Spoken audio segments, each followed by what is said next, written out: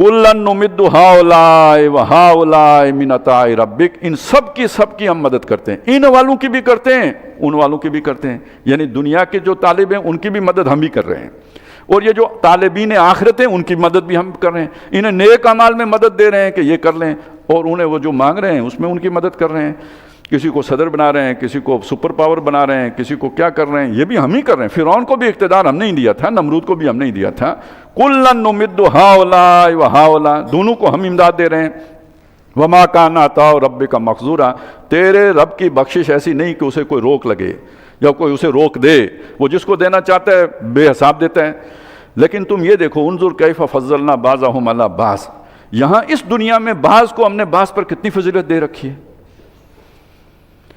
एक आदमी जो है किसी कुटिया में रहता है, किसी खेमे में रहता है, किसी खानो बदोश है, और उसके मुकाबले में कोई शख्स बिलियनर है, वो अमेरिका की जो है, वो अमेरिका से भी लोग अब आगे निकल गए, अब तो पता नहीं शायद मरीख पे जाने की सोच रहे होंगे। अब उसकी दौलत, उसकी दुनिया में ज़िंदगी बसर करने का स्टाइल, लाइफ स्टाइल जिसे हम कहते हैं, आप उसका अंदाज़ा लगाएं कितना फ़र्क है। वैसे ये पाकिस्तान की रहाइश और अमेरिका की रहाइश में कितना फ़र्क है। आखिर एवं ही तो ब्रेन ड्रेन नहीं हो रहा ना, आपका इंटेलेक्चुअल जो है ना उधर भागा जा रहा है। क्यों कहते हैं जी, क्वालिटी लाइफ। तो देखो यहाँ और वहाँ की ज़िंदगी का कितना फ़र्क है। उन्जुर कैफ़ा फज़लना बाज़हुम अला बाज़। खैर हमारी उतनी दूर अगर फ़र्ज़ करें तसव्वुर और तख़य्युल हमारा नहीं भी पहुँच सकता कि वहाँ पे क्या हो रहा है, देखा भी नहीं है, एक्सपोजर नहीं है इतना, तो कम अज़ कम यहाँ तो देख सकते हैं ना आम आदमी की ज़िंदगी। एक अस्पताल चले जाएं, एक आम आदमी के साथ कैसा बर्ताव होगा, और जिसके कोई ताल्लुकात हैं या जिसके वसाइल हैं या उसका आप देख लें कितना फ़र्क है इस आदमी और उस आदमी के दरमियान।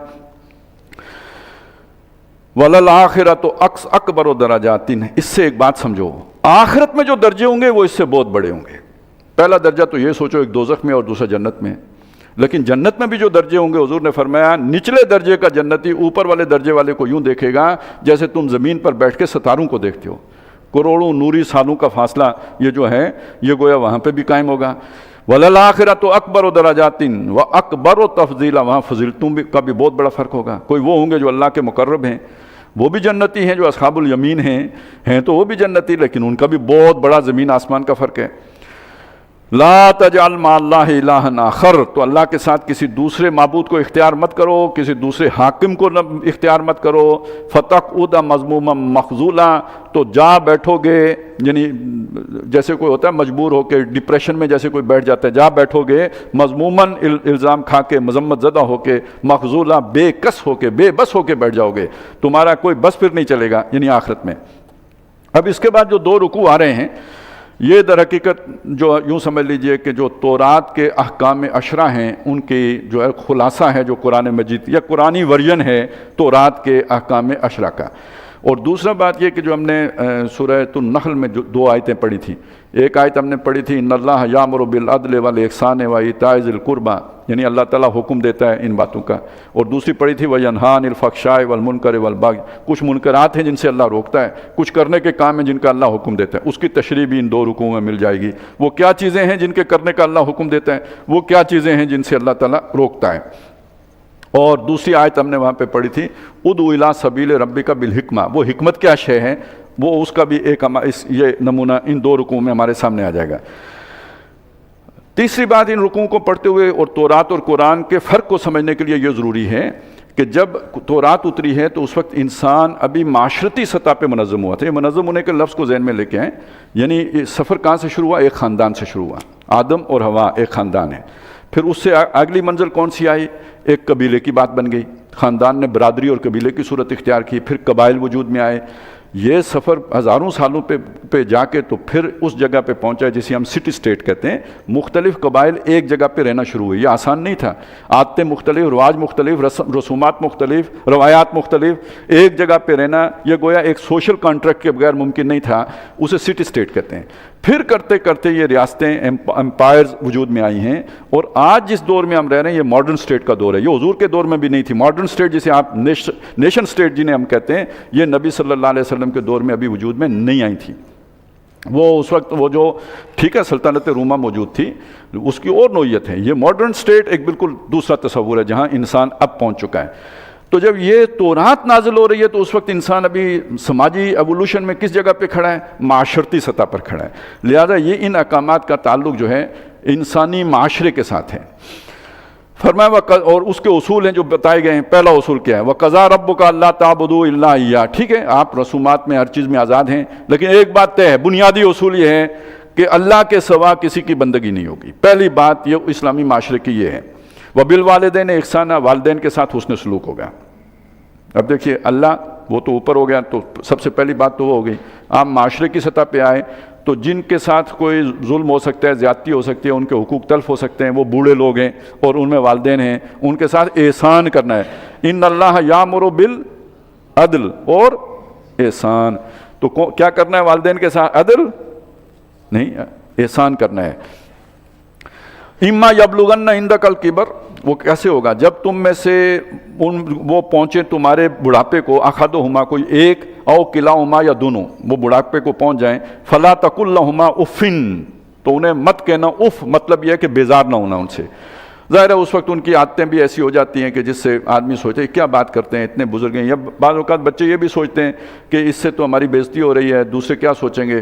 کوئی برا نہیں سوچتا، سب کو پتہ ہوتا ہے بزرگ ہیں، ان کی عمر بہت ہو گئی ہے. لہذا اس میں بندہ کوئی تلخی کی بات کر دے، آپ ڈانٹ دے، جھڑک دے، تو وہ اپنا بہت بڑا نقصان کر بیٹھتا ہے. فلا تقل، ان سے بیزار نہیں ہونا. فلا تقل لہما افن ولا تنہرہما، انہیں جھڑکنا نہیں. وقل لہما قولا کریما، اور ان سے بات کرنا بہت وقار کے ساتھ، ان کی عزت اور احترام کو ملحوظ رکھتے ہوئے، کندھے جھکا کے. وَاخْفِضْ لَهُمَا جَنَاحَ الذُّلِّ، اور ان کے آگے عاجزی سے کندھے جھکا کے رکھنا. مِنَ الرَّحْمَةِ، نیاز مندی کے ساتھ، رحمت کے ساتھ. وَقُلْ رَبِّ ارْحَمْهُمَا كَمَا رَبَّيَانِي صَغِيرًا، یہ سب کرنے کے بعد بھی اللہ سے دعائیں بھی کرتے رہنا کہ اے میرے رب، جیسے انہوں نے ہمیں بچپن میں مہربانی سے، عنایت سے، رحمت سے، جس جذبے سے پالا ہے، تو بھی ان پر مہربانی فرما، عنایت فرما. یہ قرآن مجید میں والدین کے حقوق کی بات بہت جگہوں پہ آئی ہے، لیکن یہ یہاں پہ سب سے زیادہ جو ہے نا اسے تفصیل کے ساتھ اور زیادہ یوں سمجھے، جسے کہتے ہیں نا ایک ہوتا ہے کلائمیکس ہوتا ہے، تو وہ یہ مقام ہے جہاں والدین کے حقوق کو بہت واضح طور پر بیان کیا گیا ہے. نبی صلی اللہ علیہ وسلم نے یہ بھی فرمایا ہے کہ جس کو دو والدین جو ہے نا اس کی زندگی میں بوڑھے ہو جائیں یا ایک، اور وہ ان کی خدمت کر کے جنت نہ کما سکے. وہ مشہور حدیث ہے جس میں رمضان کا بھی ذکر آتا ہے. تو اس میں یہ بھی بات آتی ہے کہ اگر وہ یہ نہ کر سکے تو حضور نے اسے بد دعا دی ہے، اور جبریل علیہ السلام نے اس پہ آمین کہی ہے کہ وہ ہلاک ہو، برباد ہو. تو یہ بہت بڑی نعمت ہے اگر کسی کی زندگی میں بوڑھے والدین آئیں. لیکن جنت بہت مشکل کام ہے. اس کا مطلب ہے والدین کی خدمت بھی اس عمر میں آسان کام نہیں ہے، کافی مشکل کام ہے. اور یہ انہیں اولڈ ہومز میں بیچ کے نہیں یعنی کوئی فیسیں دے کے نہیں ہو سکتا، کوئی نوکر چاکر رکھ کے نہیں ہو سکتا. جو ڈیمانڈ ہے وہ یہ کہ آپ خود کریں. وہ اصل میں جو ہمدردی، اور ان کو بھی جو احساس ہوتا ہے کہ میرا اپنا کوئی میرے پاس ہے، تو وہ کوئی دوسرا نہیں دے سکتا. ربکم اعلم بما فی نفوسکم. اب دیکھیے انسان ہے، وہ اس کے پاس جو ہے نا وہ کوئی اللہ والی طاقت تو ہے نہیں کہ کسی کی ساری جو خواہشات ہیں ان پر پورا اتر سکے. وہ چاہ کے بھی نہیں پورا اتر سکتا. تو پھر ایک احساس ندامت ہو سکتا ہے کہ میرے والدین مجھ سے خوش نہیں ہیں، ان کی ڈیمانڈز اتنی ہیں کہ میں نہیں پوری کر سکتا. تو اس کی تسلی کرا دی. ربکم اعلم بما فی نفوسکم، جو تمہارے جیوں میں، دل میں، تمہارا رب اس سے بہت واقف ہے، اچھی طرح جانتا ہے. یعنی تمہاری نیت کیا ہے، ارادہ کیا ہے، خلوص اخلاص کتنا ہے. ان تکونوا صالحین، اگر تم صالح ہو، یہاں صالح کا مطلب کیا ہو؟ یعنی نیک نیت ہو. تم والدین کی خدمت کرنا چاہتے ہو لیکن کر نہیں پاتے، مجبوری ہے یا ان کی ڈیمانڈ بہت زیادہ ہے. فَإِنَّهُ كَانَ لِلْأَوَّابِينَ غَفُورًا، تو بے شک ایسے اواب کون ہوئے؟ درد دل رکھنے والے. یعنی کٹھور دل ہوتا ہے نا جیسے کسی کی پرواہ، ایسا نہیں ہے. تمہارے اندر دل میں درد ہے، ایسے درد دل رکھنے والے لوگوں کے لیے، وہ جو خنجر چلے کسی پہ تڑپتے ہیں ہم امیر، سارے جہاں کا درد ہمارے جگر میں ہے، اس صلاحیت کے حامل لوگوں کے لیے تمہارا رب بہت بخشنے والا ہے. یعنی والدین کے لیے تمہارا جذبہ تو کم از کم یہ ہو، اور اگر تم ان کی خواہشات کو پورا نہ بھی کر سکو تو اللہ تعالیٰ بخشنے والا مہربان ہے. یہ ہو گیا جی ایک حق اللہ کا ہو گیا، دوسرا حق والدین کا ہو گیا. معاشرے میں اب تیسرا حق ان کا ہے جو محروم رہ گئے. کچھ کو اللہ نے، ابھی اوپر آیا تھا نا کہ اللہ نے بعض کو بعض پر فضیلت دی ہے، تو جو کم، جن کے پاس کوئی دنیا کے اعتبار سے کمی رہ گئی، محروم رہ گئے، پیچھے رہ گئے زندگی کی دوڑ میں، ان کے ساتھ ان کا بھی ایک حق ہے. سنیے، وَآتِ ذَا الْقُرْبَىٰ حَقَّهُ، جو قریبی رشتہ دار ہیں ان کو ان کا حق دو. اب یہ کون سا حق ہے؟ یعنی اللہ نے آپ کو اگر زیادہ دے دیا، ان کو کم دیا ہے، تو آپ کے اس زیادہ مال میں سب سے پہلا حق ان کا ہے۔ عجیب انداز ہے، گویا اللہ نے سب کے لیے برابر اتارا تھا، امتحان کے لیے ان کا حصہ بھی تمہارے تھیلے میں ڈال دیا کہ دیکھتے ہیں تم ان تک پہنچاتے ہو یا نہیں۔ حق کی بات کی ہے نا، اب یہ قانونی حق تو نہیں ہے، کسی عدالت میں جا کے تو یہ نہیں حاصل کر سکتے۔ میں نے زکوٰۃ دے دی ہے، کہانی ختم، باقی میرا پیسہ ہے، میں اپنے بچوں کے لیے چھوڑ کے جاؤں گا، حق تو ان کا ہے، وراثت میں ترکے میں چھوڑ کے جاؤں گا۔ لیکن یہ وہ والا حق نہیں ہے، یہ وہ حق ہے جس کے بارے میں اللہ پوچھے گا۔ میں بھوکا تھا، میں پیاسا تھا، میں ضرورت مند تھا، میں کپڑے مانگنے آیا تھا، تم نے مجھے نہیں دیے۔ اللہ تو میرے پاس کب آیا تھا؟ وہ جو میرا بندہ آیا تھا وہ میں ہی تھا۔ اب یہ زکوٰۃ کا مسئلہ تو نہیں ہے، یہ تو سوال ہی ہے جو آپ کے پاس ضرورت مند بن کے آیا ہے۔ وَآتِ ذِی الْقُرْبَىٰ حَقَّهُ، قریبی رشتہ دار کو اس کا حق دو۔ اچھا، اس سے متاثر ہو کے وہ جو مسجد کے باہر کھڑے ہوتے ہیں ان کو نہ دے دیجیے گا، میں ان کا نہیں کہہ رہا ہوں۔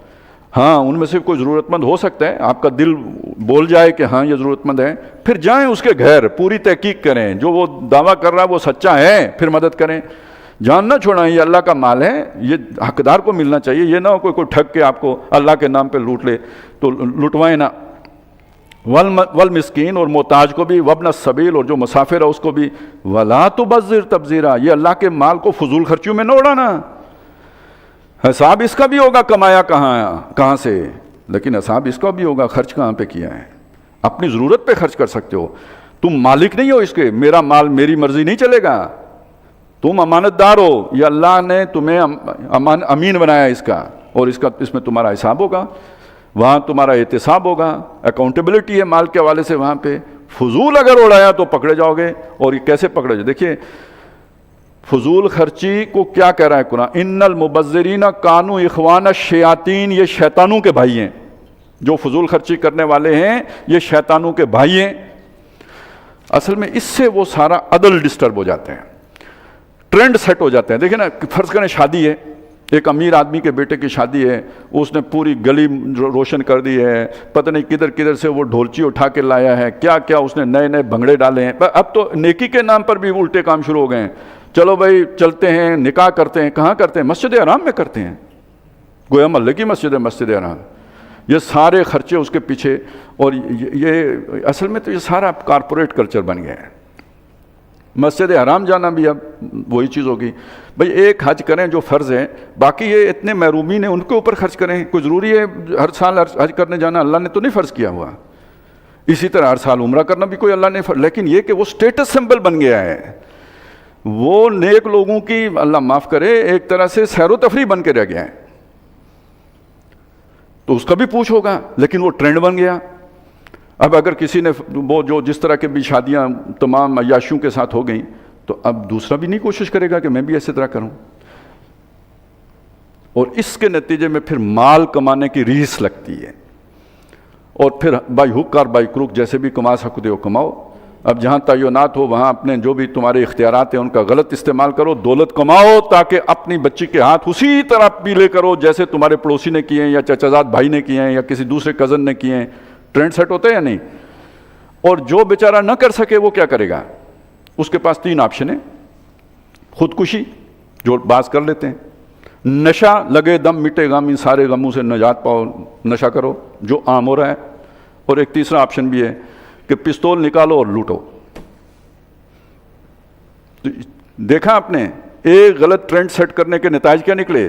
یہ سارا پھر وہ شیطانی کام شروع کس نے کیا؟ ان المبذرین کانوا اخوان الشیاطین، یہ جو مبذرین ہیں فضول خرچی کرنے والے، یہ شیطانوں کے بھائی ہیں۔ معاشرے میں تباہی پھرے گی یا نہیں پھرے گی؟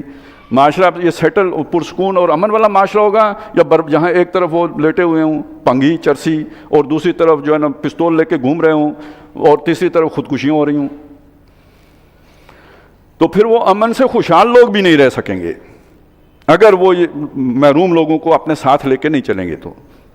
وَإِمَّا تُعْرِضَنَّ عَنْهُمُ ابْتِغَاءَ رَحْمَةٍ مِّن رَّبِّكَ تَرْجُوهَا، اور اگر تمہیں اعراض کرنا پڑے، کبھی کوئی مانگنے والا آیا، ظاہر ہے پہلے آپ نے ایک سال دیا، دوسرے سال دیا، یا ایک مہینے دیا، دوسرے مہینے دیا، کبھی کبھی یہ بھی ہوتا ہے کاروبار میں نقصان ہو گیا، آپ کے پاس نہیں ہے، اب وہ مانگنے آ گیا، آپ اپنی سوچوں میں پڑے ہیں میں اپنے خرچے کہاں سے پورے کروں گا، اوپر سے وہ دھمکا کہ جناب میں مجبور ہوں، بندہ کہتا ہے یار تیری کمی تھی، تو اس وقت یہ امکان ہے کہ اسے ڈانٹ دے، اسے بگا دے. تو فرمایا کہ اگر ایسی کیفیت پیدا ہو، اعراض کرنا پڑے، یعنی تم خود امیدوار ہو اپنے رب کی رحمت کے کہ کوئی کاروبار ہو جائے، کوئی ڈیل ہو جائے کہ میرا بھی گھر چلے، جس کے تم امیدوار ہو، تو اوپر سے سوال ہی آ گیا فَقُلْ لَهُمْ، تو ان سے کہو قَوْلًا مَيْسُورًا، نرمی کی بات کرو. اس موقع پہ بھی اپنے جذبات کو کنٹرول کرو، اپنی فرسٹریشن اس پہ نہ نکالو، بلکہ اس سے نرمی سے بات کرو. وَلَا تَجْعَلْ يَدَكَ مَغْلُولَةً إِلَىٰ عُنُقِكَ، وہ پہلے آیا تھا فضول خرچی نہ کرنا، اب اس کے برعکس دوسری ایکسٹریم ہے، اپنے ہاتھ کو اپنی گردن کے ساتھ نہ لگا لینا، یعنی کنجوس. یہ ایک محاورہ ہے، ہاتھ گردن کے ساتھ جوڑ لینا یعنی کنجوس ہے، جیب کی طرف نہیں لے جانا، گردن کی طرف لے جانا. وَلَا تَبْسُطْهَا كُلَّ الْبَسْطِ، اسے کھول بھی نہیں دینا، بالکل ہی کھول دینا. فَتَقْعُدَ مَلُومًا مَقْصُورًا، اور سارا اللہ کی راہ میں دے کے جب اپنے گھر والے کہیں جی چاول ختم ہو گئے ہیں، تو بندہ کہے او یار وہ تو میرے تو کریڈٹ میں کچھ ہے ہی نہیں، کہاں سے لے کے آؤں، تو پھر اس وقت الزام کھائے ہوئے اور ہارے ہوئے ہو کے بیٹھ جاؤ گے. لہٰذا اس میں بھی اعتدال کی ضرورت، اللہ کی راہ میں بھی خرچ کرنے میں اعتدال، اپنے اوپر خرچ کرنے میں بھی اعتدال. اب یہ دیکھیے یہ حکمت کے بغیر ممکن ہے. ادعو الی سبیل ربک بالحکمہ، تو یہ ہیں وہ حکمت کی باتیں جو اللہ تعالیٰ ہمیں سکھا رہا ہے.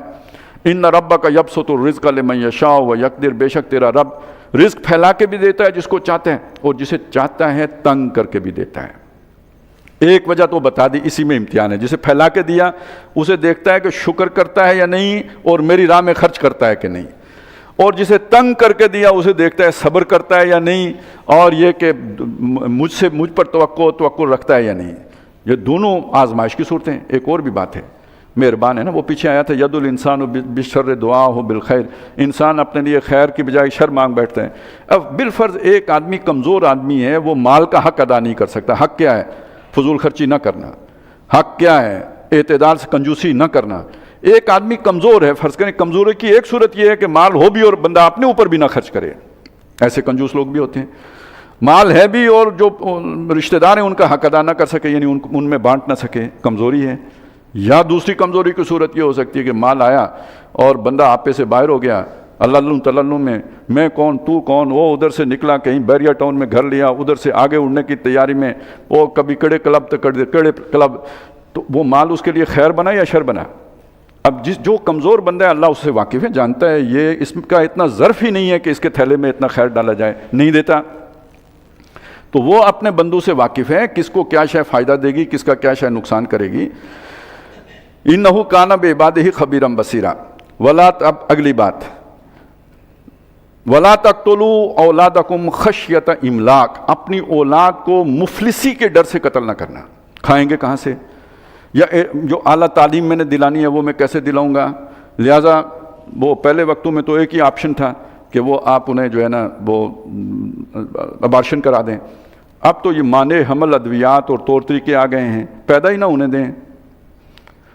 پہلے پیدا ہونے کے بعد بھی قتل کر دیتے تھے. یہاں اس قتل کا ذکر ہی نہیں ہے جس کا ذکر سورہ انعام میں ہے، یعنی مشرکوں کی بتوں کے بھینٹ چڑھانا، وہ بات نہیں ہو رہی. مفلسی کے ڈر، کھلاؤں گا کہاں سے، تربیت کیسے دوں گا، پالوں پوسوں گا کیسے. تو اس ڈر سے اپنی اولاد کا دیکھیں. اب دیکھیں ایک انسانی معاشرے کے اندر اگر افزائش نسل کا پروسیس روک دیا جائے کسی بھی اس سے، معاشرہ آگے جائے گا یا پیچھے جائے گا. کچھ ہی عرصے کے بعد بوڑھے باقی رہ جائیں گے، وہ جو عقل مند بوڑھے تھے جنہوں نے کہا تھا نہیں بچے دو ہی اچھے.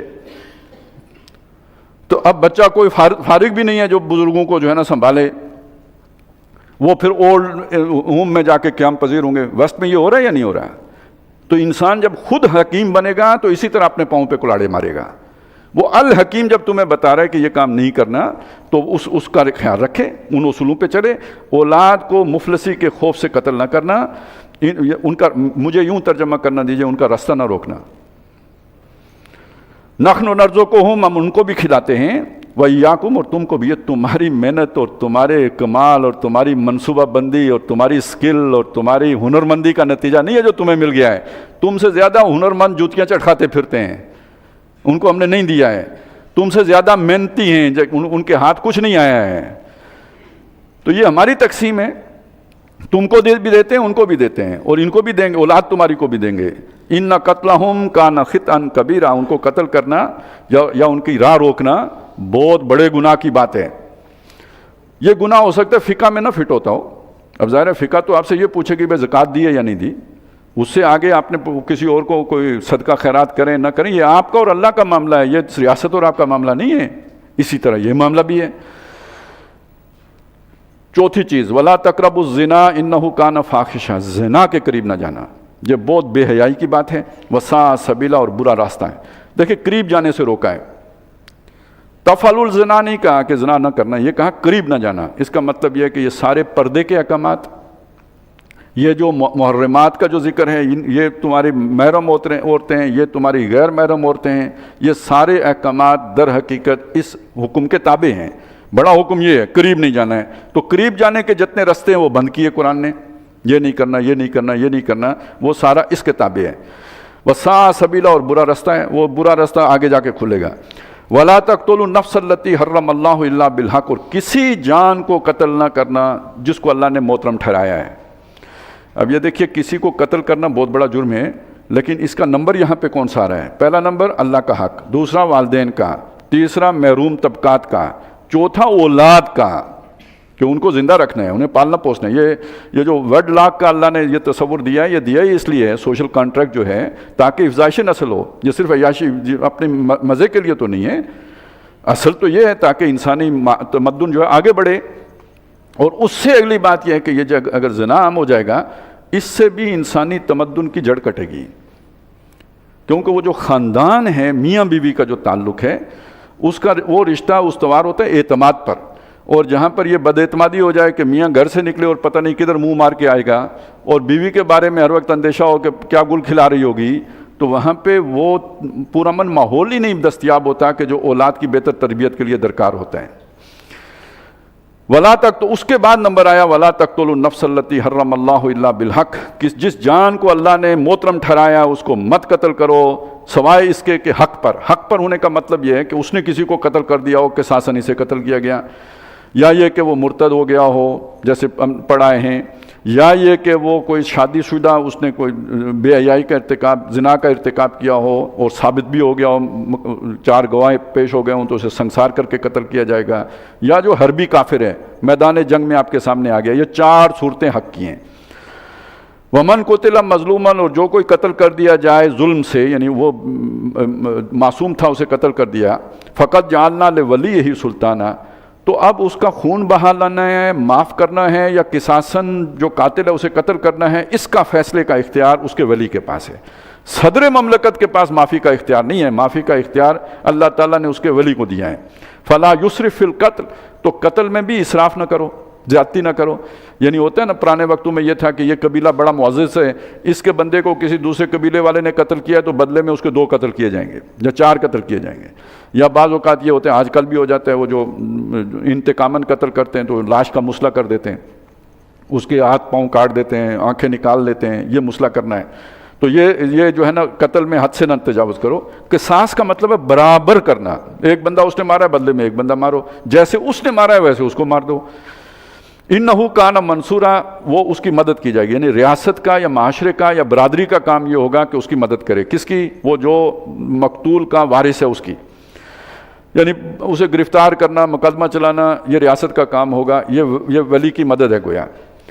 ولا تقربوا مال الیتیم، اور یتیم کے مال کے قریب نہ جاؤ، الا باللتی ہی احسن، مگر وہ طریقہ کہ جو سب سے بہتر ہو۔ اچھا، یہ وہ والی چیزیں ہیں جو اب ماڈرن اسٹیٹ کے اندر ان کو باقاعدہ جو ہے جگہ مل گئی ہے۔ اب وہ قتل ہو گیا، اس کے بعد عدالتیں بن گئیں، سارا وہ کار بنی، وہ ایک حد تک وہ چیز پوری ہو گئی، اگرچہ کہ جو پروسیجرل لاز رکھے گئے ہیں وہ غیر اسلامی ہیں، لیکن یہ کہ بہرحال منشا اس کی اسلام کے قریب ترین ہو گئی۔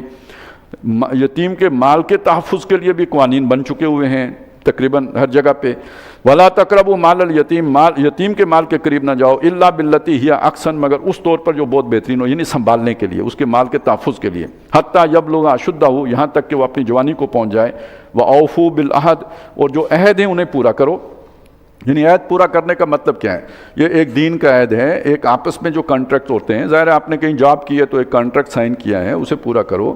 یہ جو شادی بیاہ ہے یہ بھی تو ایک سوشل کانٹریکٹ ہے، معاہدہ ہوتا ہے باقاعدہ، عورت بھی لکھ کے دیتی ہے بھائی قبول ہے، یعنی اپنی ساری ذمہ داریاں ادا کروں گی، مرد بھی کہتا ہے قبول ہے، جس کا مطلب یہ ہے کہ میں نان نفقہ اور ساری جو بھی میری ذمہ داریاں میں پوری کروں گا۔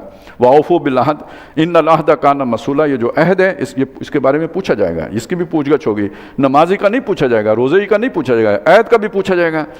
وَأَوْفُوا الْكَيْلَ إِذَا كِلْتُمْ، اور جب تم تولو تو ناپ پورا کرو، وزنوا بالقسطاس المستقیم، اور جب تولو تو ترازو بالکل سیدھی رکھو، اس میں ڈنڈی نہ، یہ ڈنڈی مارنے کا جو محاورہ ہے، یہ جو اس طرح پکڑ کے تولتے تھے نا تو اس میں تھوڑا سا ہاتھ یوں کر لیتے تھے تو وہ جو کلی ہوتی تھی وہ گویا پہلے نظر آنا شروع ہو جاتی تھی، وہ یعنی جہاں اپنے پہنچنے وہ جس جگہ پہ ہونا چاہیے تو وہ تھوڑا ڈسٹرب ہو جاتا ہے، تو کچھ چھٹانگ 1.5 چھلانگ کا فرق پڑ جاتا ہے، اسے کہتے ہیں ڈنڈی مارنا، تو تولتے ہوئے ڈنڈی نہ مارو، ذالک خیرون، یہ بہت بہتر ہے، یعنی حلال کی جو رزق ہے وہ بہت بہتر ہے، وَأَحْسَنُ تَأْوِيلًا، اور اس کا انجام بھی بہت اچھا ہے، اس کا مطلب حرام کا انجام اچھا نہیں ہوگا، اس کا انجام اچھا ہے۔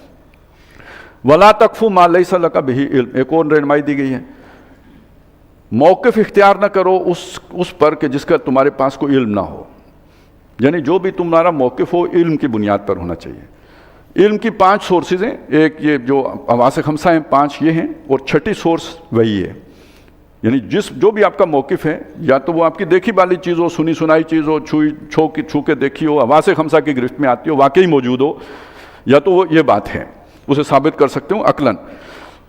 دوسرا یہ ہے کہ اگر فرض کریں ماورا العقل ہے تو پھر یہ کہ وہی سے ثابت کر سکتے ہوں۔ اس کے بعد بغیر باقی توہمات ہیں، سپرسٹیشنز ہیں، وہ آپ کے خیالات ہیں، توہمات وہم ہیں جو آپ نے اختیار کر لیے، اس سے منع کیا ہے۔ ان السمع والبصر والفؤاد کل اولئک کان عنہ مسئولا، بے شک سماعت بھی، بصارت بھی، اور یہ جو سماعت و بصارت کو جو اس سارے ڈیٹا کو جو ہے نا پروسیس کرنے والی اللہ نے فیکلٹی دی ہے عقل کی، اس سب کے بارے میں تو پوچھا جائے گا، سوال ہوگا، ان کا استعمال کیا یا نہیں کیا کوئی موقف اختیار کرنے میں، سٹانس لینے میں۔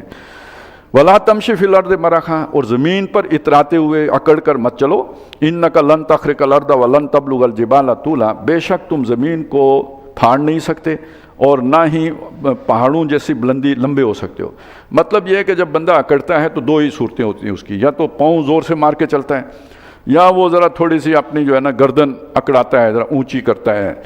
تو بڑے عجیب انداز میں اللہ تعالیٰ نے بات سمجھائی کہ جتنے زور سے بھی تم پاؤں مارو زمین پر وہ پھٹے گی تو نہیں، اور جتنی گردن اونچی کرو تو وہ ہمارے پہاڑوں جتنی تو اونچی نہیں ہو جائے گی، ذرا اپنی اوقات تو دیکھو، بس اتنے ہی رہو جتنے تم ہو، کیا ضرورت ہے وہ کام کرنے کی جو پورا ہی نہیں ہو سکتا۔ کل ذالک کان سیئہ عند ربک، یہ سب کے سب تیرے رب کے ہاں برائیاں ہیں، مکروہا، ناپسندیدہ برائیاں ہیں، قابل کراہت برائیاں ہیں۔ ذالک مما اوحی الیک ربک من الحکمہ، یہ سارے جو کمانڈمنٹس دیے ہیں، ڈوز اینڈ ڈونٹس جو ہیں، یہ کرو یہ نہ کرو جو ہیں، یہ تیرے رب کی طرف سے وحی کیے گئے ہیں آپ کے نبی آپ پر، من الحکمہ، از قسم حکمت، یہ اللہ کی وزڈم ہے جس پر وہ تمہیں یہ ساری رہنمائی دے رہا ہے۔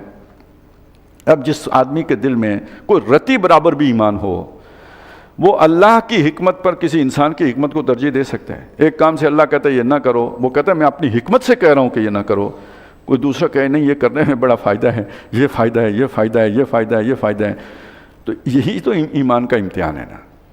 آپ اللہ کی حکمت کا اعتبار کرتے ہو، یا یہ کہ جو آپ کے سامنے آ کے ٹیکنوکریٹ بیٹھ گیا ہے یا کوئی بڑا سوشیولوجسٹ بیٹھ گیا ہے، آپ سمجھتے ہو یہ بڑی کام کی بات کر، بڑا تجربہ کار ہے، بڑی اس نے دنیا دیکھی ہے۔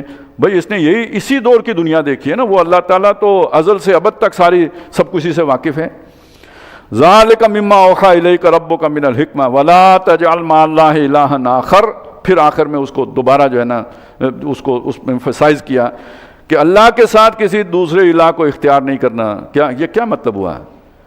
ان قوانین کے اندر جب تم کوئی تبدیلی کرو گے، ان اصولوں کو بدلو گے، تو وہ کسی کے دیے ہوئے ہوں گے نا، تو وہ تمہارا الہ ہے۔ اللہ کے دیے ہوئے احکام کے مقابلے میں کسی دوسرے کے، دیکھیے شروع بھی اسی سے کیا تھا، وَقَضَىٰ رَبُّكَ أَلَّا تَعْبُدُوا إِلَّا إِيَّاهُ، بلکہ اس سے پہلے بھی آیا وَلَا تَجْعَلْ مَعَ اللَّهِ إِلَٰهًا آخر، جا کے بریکٹ بند بھی کیے تو وَلَا تَجْعَلْ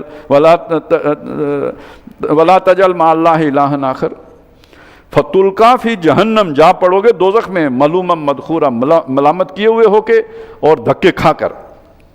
افاصفاکم ربکم بالبنین، یہ اب خطاب جو ہے نا وہ مشرکین مکہ سے ہے، کیا تمہیں تو تمہارے رب نے چن لیا بیٹوں کے لیے، یعنی تم پسند کرتے ہو کہ تمہیں بیٹے ہوں، اور تم نے اپنے رب کو بیٹیاں دی ہیں، تو تم اپنے لیے بیٹے پسند کرتے ہو، یعنی تمہارے رب نے تمہیں چنا ہے بیٹوں کے لیے۔ وَاتَّخَذَ مِنَ الْمَلَائِكَةِ إِنَاثًا، اور خود بیٹیاں رکھ لی ہیں۔ انکم لتقولون قولا عظیما، بہت بڑی بات ہے جو تم کہہ رہے ہو، گستاخی کی بات۔ یہ اصل گستاخی تو یہ ہے کہ اللہ کے ساتھ کسی کو اولاد جوڑنا، اولاد کے طور پر، اللہ کی کوئی اولاد نہیں ہے. لم یلد و لم یولد، نہ وہ کسی سے جنا گیا نہ اس نے کسی کو جنا. لیکن یہ کہ اصل بنیادی بات تو یہ، لیکن ساتھ ہی ایک طنز بھی اللہ نے کر دی کہ ذرا اپنی عقل کا ذرا تھوڑا جائزہ لو. وہ جو اوپر آیا تھا وَلَا تَقْفُ مَا لَيْسَ لَكَ بِهِ عِلْمٌ، اس کے لیے تمہارے پاس کہاں سے علم آ گیا؟ اور کتنی نامعقول بات ہے کہ تم اپنے لیے پسند کرتے ہو کہ ہمیں بیٹے ملیں، اور جس کو اپنے سے اعلیٰ سمجھتے ہو، عرفہ سمجھتے ہو، اس کو تم نے دیے بھی، الاٹ بھی کیے، تو بجائے بیٹوں کے اولاد کے طور پر بیٹیاں الاٹ کر دیں.